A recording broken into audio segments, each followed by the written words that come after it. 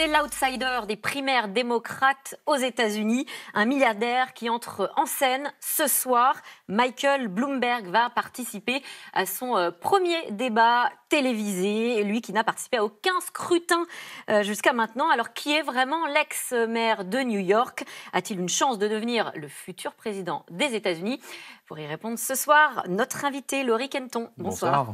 Vous êtes maître de conférence à l'université de Versailles-Saint-Quentin, spécialiste des États-Unis, auteur entre autres de ce livre, La fin du rêve américain. On vient de le dire, Michael Bloomberg s'apprête à entrer en scène après avoir fait l'impasse sur les 4 premiers scrutins. Pourquoi s'être tenu à l'écart si longtemps? Vu de l'extérieur, ça peut paraître un peu risqué comme stratégie quand on veut devenir président. C'est un pari risqué. Il a fait le choix de passer par-dessus des États qui ne valent pas grand-chose au niveau comptable. C'est-à-dire que les 4 mis bout à bout, tout le mois de février, ça vaut l'Illinois qu'on va expédier le 17 mars. Tout ça mis bout à bout. Mais il se concentre sur des gros États, des États clés. Il se concentre sur le tiers des délégués qui va arriver le Super Tuesday le 3 mars. Donc il fait le choix du comptable lourd. Mais il y passe au travers de tout ce qui était visibilité, jour après jour, débat après débat, primaire après primaire. C'est encore le cas avec le Nevada. Donc c'est assez risqué, mais en même temps, il ne prend pas les coups que les autres ont pris sur il a fait moins, il a fait plus. Donc c'est une stratégie risquée, mais quand même, c'est un pari. Oui, et ce n'est pas très démocratique, parce que finalement, il évite aussi les électeurs et il ne joue pas de jeu. De ce point de vue-là, oui, c'est vrai. Et il a choisi de ne pas faire tout le parcours des autres, parce qu'aussi, il part après les autres. Et il part après les autres parce que, on y reviendra probablement, il a une stratégie qui est finalement réactive. C'est-à-dire qu'il entre en campagne parce qu'il sent que les autres, ça ne se passe pas aussi bien que prévu. Il est, dans les sondages il est qualifié pour le débat. Ça veut dire qu'il a eu assez de sondages qui le qualifient pour le débat. Donc ça prend quand même plutôt une bonne allure. Il y a une réponse, ce qui n'est pas le cas de tous les milliardaires. Alors justement. Il y a un autre, Tom Steyer, qui a moins d'argent, mais qui met aussi pas mal d'argent, et qui, lui, n'est pas forcément toujours qualifié pour les débats, et qui est beaucoup plus bas dans les sondages. Vous parlez de milliardaire. Alors, Michael Bloomberg, il est présenté comme le milliardaire de la campagne, 9e homme le plus riche du monde, une fortune colossale, 60 milliards de dollars. D'où vient tout cet argent? Il est beaucoup plus riche que Trump, et ça, Trump déteste ça.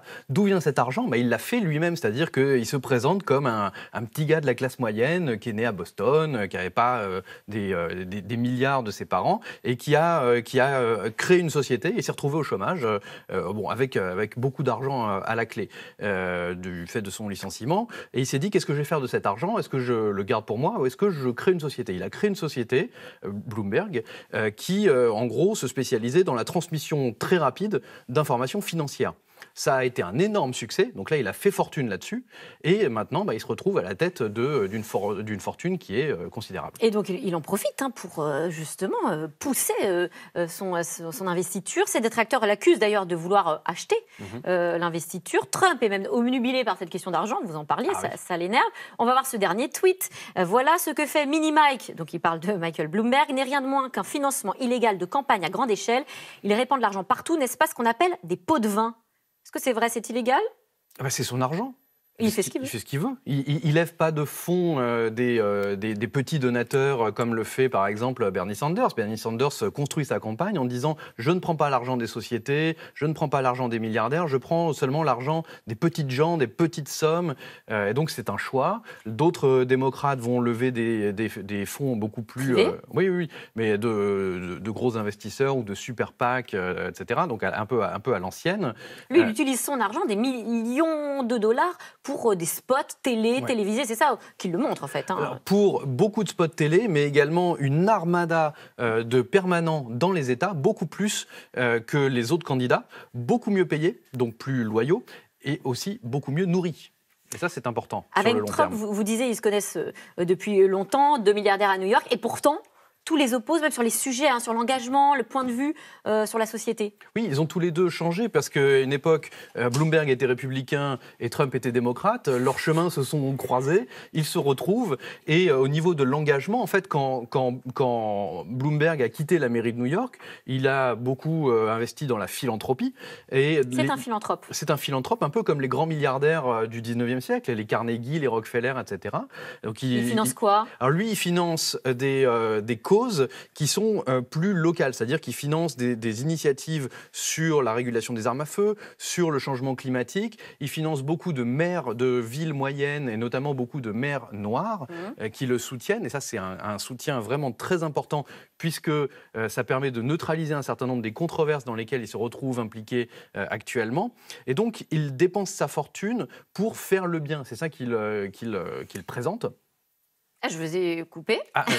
Et donc, ça permet de couper court à ces accusations de « c'est pas un vrai démocrate ». Oui, enfin, les actions qu'il soutient, ce sont des actions qu'on retrouve bien chez les démocrates. Vous évoquiez là les casseroles, justement. Quelles sont-elles, ces casseroles? Alors, il y a deux types de casseroles. Il y a les casseroles qui sont plus sur la misogynie, c'est-à-dire qu'il a fait un certain nombre de remarques dans les années 80-90 sur les femmes. Il paraît qu'à Bloomberg, c'était très compliqué de travailler en tant que femme, et notamment en tant que femme enceinte. Il y avait une ambiance de travail qui était assez délétère à l'époque. Bon, ça, c'est un point qu'il va falloir gérer pour lui. Et il y a sa politique sécuritaire en tant que maire de New York, ce qu'on appelle le stop and frisk, c'est-à-dire des contrôles aux faciès qui partent d'une constatation qui est, en gros, les données. C'est un obsédé des données sur là où il y a le plus de criminalité. Donc, il envoie la police là où il y a le plus de criminalité. Il se trouve que c'était les quartiers où il y avait les minorités. Donc, on l'a accusé de cibler les minorités.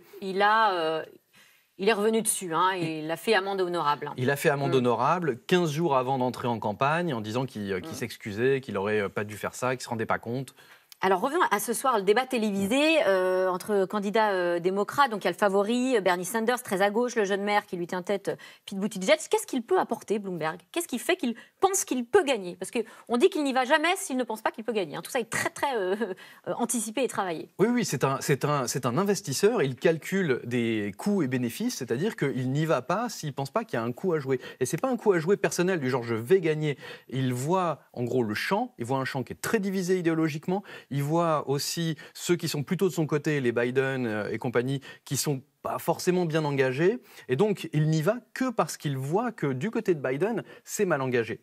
Et donc, sa candidature n'a de sens que par le vide que peut créer un patinage de Biden face à Sanders. Donc, il y a la peur de voir Sanders trop polarisant l'emporter d'un côté, trop à gauche, et de l'autre côté, une sorte de vide créé par un Biden dont la campagne ne prend pas. Votre pronostic, Bloomberg, crédible futur président des États-Unis? Alors disons qu'après Trump, tout est possible, mais c'est-à-dire que la façon dont il a géré New York, quand il est sorti de la mairie après 12 ans, 2/3 des New-Yorkais pensaient qu'il avait amélioré la situation de New York. New York, c'est quand même des millions d'habitants, c'est un bel entraînement pour les États-Unis. Eh bien merci Loïc Henton. Merci. Je rappelle que vous êtes maître de conférence à l'Université de Versailles-Saint-Quentin et auteur de ce livre, La fin du rêve américain, et puis le plus récent, La classe historique des États-Unis. Tout de suite, c'est dans l'air avec Caroline Roux, une émission intitulée ce soir Islam, Macron cible les influences étrangères. Bonne émission à vous et moi je vous dis à demain.